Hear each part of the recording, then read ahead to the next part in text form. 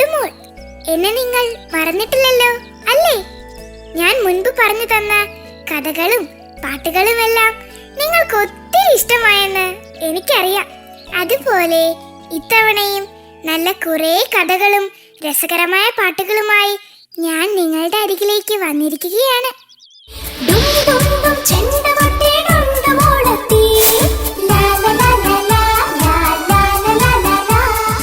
കൂട്ടുകാരെ, മായം ചേർക്കൽ നമ്മുടെ നാട്ടിൽ ഇന്ന് വർദ്ധിച്ചുകൊണ്ടിരിക്കുകയാണ്. കാട്ടിൽ തട്ടുകട നടത്തിയ കരടി ചേട്ടനും ഇങ്ങനെ ഒരു തട്ടിപ്പ് നടത്തി. ഇതുകൊണ്ട് കാട്ടിൽ എന്തെല്ലാം പ്രശ്നങ്ങൾ ഉണ്ടായതെന്ന് അറിയണ്ടേ? ഇതാ ഈ കഥ കണ്ടോളൂ.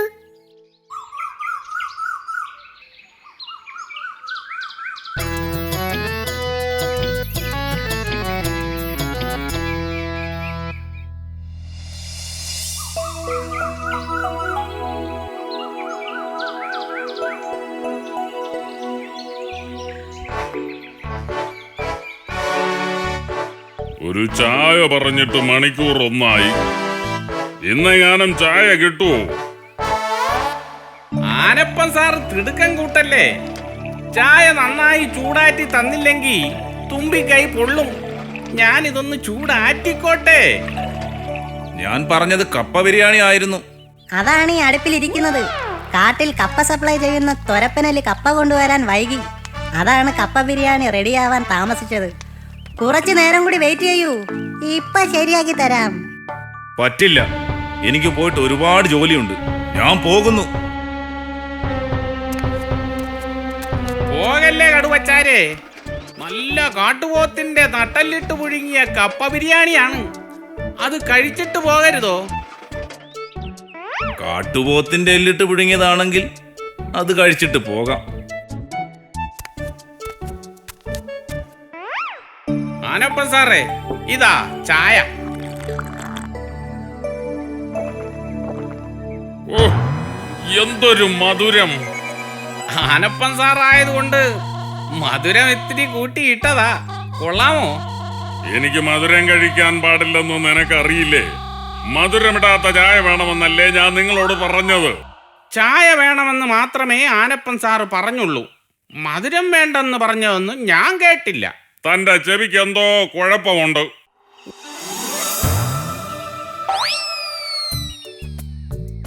ഒരു ചായ കൂടി പറഞ്ഞാൽ പ്രശ്നം തീർന്നില്ലേ? ആനപ്പൻ സാറേ, ഈ ചായ ഞാൻ കുടിച്ചോളാം. സിംഹവാല, ചില്ലിക്കോഴിയും പൊറോട്ടയും പോരട്ടെ. ചിക്കൻ ഏതാണ് വേണ്ടത്? കാട്ടുകോഴിയോ കുളക്കോഴിയോ? കുളക്കോഴി പോന്നോട്ടെ. ഹോ, ചിക്കന്റെ മണം മൂക്കിലേക്ക് തുളച്ചു കയറുന്നു. കരടിയാശാനെ, കപ്പ ബിരിയാണി വേണ്ട, പൊറോട്ടയും കാട്ടുകോഴിയും മതി. ഓ, ആയിക്കോട്ടെ. ആനപ്പൻ സാറിന് ഒട്ടകപ്പച്ചിയുടെ മുട്ട ഓംലെറ്റ് എടുക്കട്ടെ? ഒന്നും വേണ്ട. ഷുഗറും കൊളസ്ട്രോളും ഉള്ളതുകൊണ്ട് ഭക്ഷണം നിയന്ത്രിക്കണമെന്നാണ് വൈദ്യം പറഞ്ഞിരിക്കുന്നത്. ഭക്ഷണം നിയന്ത്രിച്ചിട്ടും തടി കുറയുന്നില്ല അല്ലേ?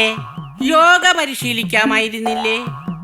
ഓ, അതൊക്കെ ബുദ്ധിമുട്ടാണെന്നേ. തലകുത്തി നിൽക്കാനൊന്നും എനിക്ക് വയ്യ.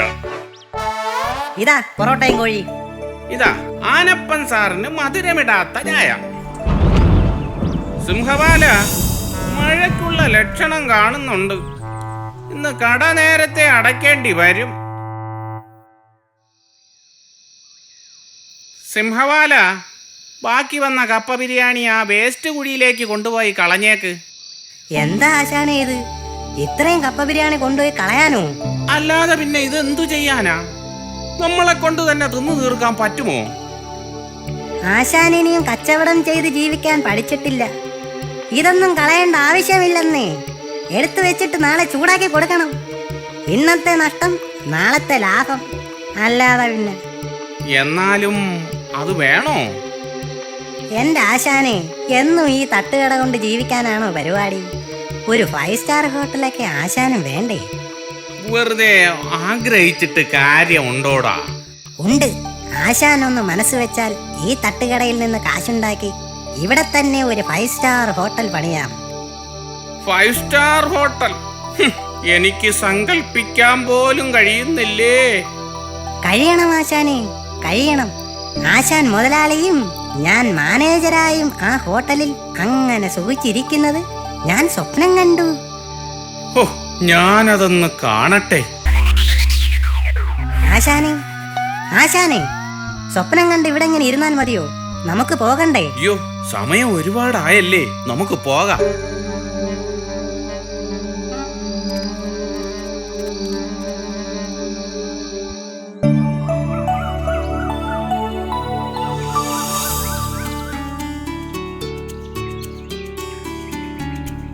ആശാനെ, ഞാൻ പറഞ്ഞതുപോലെ തട്ടുകടയ്ക്ക് മാറ്റം വരുത്തിയപ്പോൾ അടിക്കടി കച്ചവടം മെച്ചപ്പെടുന്നത് ആശാൻ കാണുന്നില്ലേ?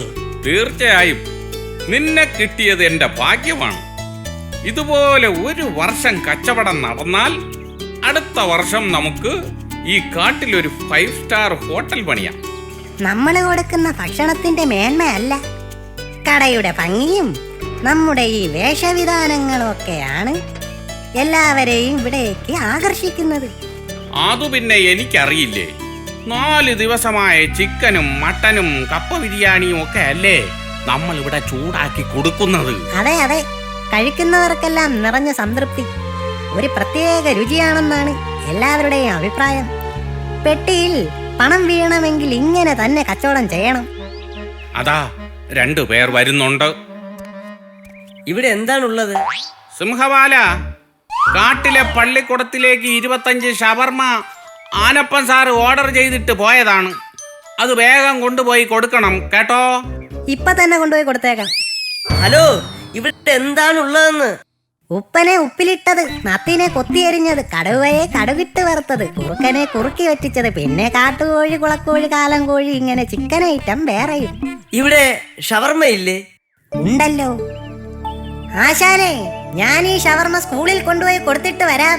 സിംഹവാല, കാശ് മേടിച്ചോണം കേട്ടോ. ആ, ഇവിടെ എന്താ പറഞ്ഞത്? പറഞ്ഞതൊന്നും നിങ്ങൾ കേട്ടില്ലേ? ഞങ്ങൾക്ക് 2 ഷവർമ വേണം. നോക്കട്ടെ, ചിലപ്പോ 2 എണ്ണം കൂടി എടുക്കാനുണ്ടാകും.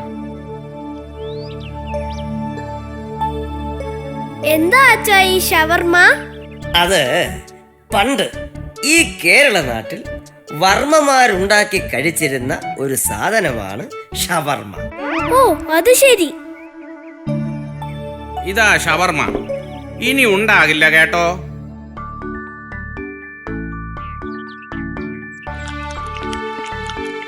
ഹായ്, ഷവർമ കൊള്ളാം.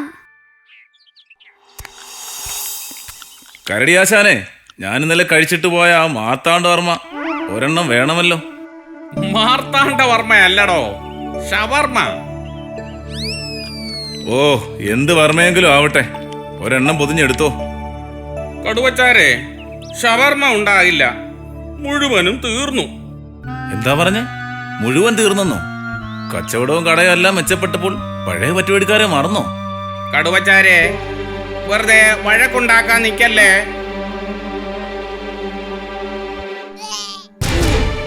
ആ, ഓ, വയറുവേദനിക്കുന്നേ. ഓ, ആ, വയറുവേദനിക്കുന്നേ. മോനെ, കുരകനുണ്ണി, എന്ത് പറ്റിയടാ? ആ, ഓ, വയറുവേദനിക്കുന്നേ. ഓ, ആ, അയ്യോ, കുട്ടി ഛർദ്ദിക്കുന്നല്ലോ. അയ്യോ, അച്ഛാ. വേഗം വൈദ്യന്റെ അടുത്ത് എത്തിക്കാം. അയ്യോ, എന്റെ മോനെ, എന്ത് പറ്റിയടാ മോനെ? വയറുവേദനിക്കുന്നേ.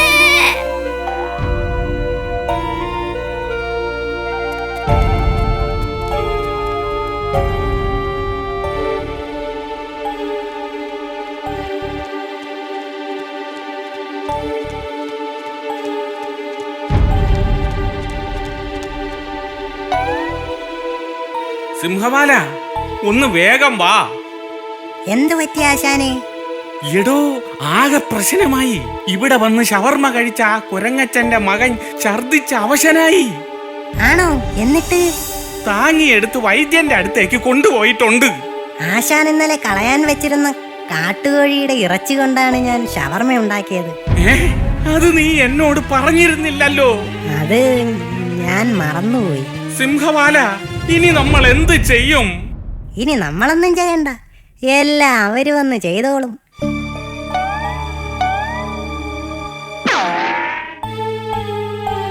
എല്ലാം വരുത്തി വെച്ചിട്ട് അവൻ തടി തപ്പി.